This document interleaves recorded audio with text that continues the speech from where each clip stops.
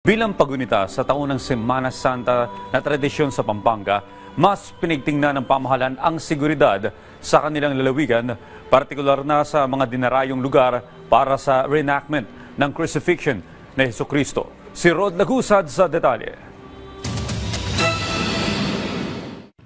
Sa Biyernes ng ika-36 na beses na pagpapapako sa krus ni Tatay Ruben Inahe, kilala siya sa pagganap bilang Jesus na siyang nagpapapako sa krus sa Barangay San Pedro Cotod sa San Fernando, Pampanga. Handa na ang krus na kanyang papasanin, ang 2 dekadang pako na gamit niya at ang koronang tinik na kanyang susuotin. Anya magiging hamon sa kanya ay ang kanyang edad na 64 at ang matinding init ng panahon lalo't tanghaling tapat isasagawa ang kanyang pagpapapako sa krus. Nag-iba lang ngayon yung init ng panahon dahil yun ang inaalala ko eh. Umaga pa lang, kahit saan nagbabike na ako no, hanggang alas 9 ng umaga.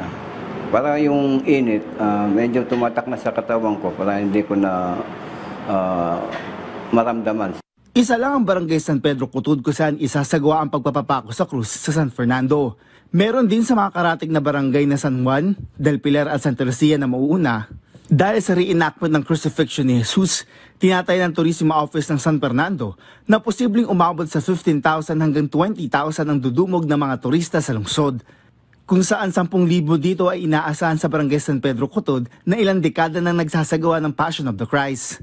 Meron tayong incident management team na nagte-take charge sa pag-organisa at gamit yung sistema na yon, alam namin kung sino yung mga ide-deploy, kung saan sila ide-deploy. No? Sasama natin ang public at saka private sector. So, meron tayong private sector leaders, meron din tayo yung mga kinatawan mula sa iba't ibang ahensya ng pamahalaan, kagaya ng Philippine National Police, Bureau of Fire Protection, and then yung mga local counterparts nila.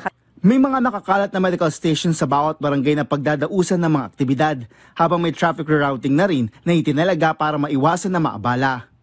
Dito sa lugar na ito, isinasagawa ang taunang maleldo o pagpapapako sa krus. Inaasahan na rin na ilalagay dito ang mga krus kung saan ipapako si Ruben Inahe na gumaganap bilang Jesus at iba pa.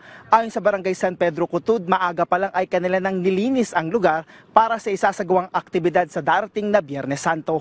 Nagsagawa na rin ng inspeksyon sa 4 na crucifixion sites ng Pampanga PNP. Sa kabuuan, higit 700 na mga pulis ang nakakalat para siguraduhin na ligtas ang pagunita ng Holy Week sa Pampanga. To make sure na yung ilalatag po natin security is enough para po dun sa expected crowd na pupunta po dito or yung mga devotees na makikibahagi dito. So more or less, ang nakalatag po natin na kapulisan dyan is more or less 530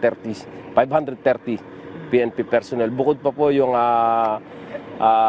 nasa pads natin na meron din po tayo sa mga places of convergence, places of worship, transport terminal.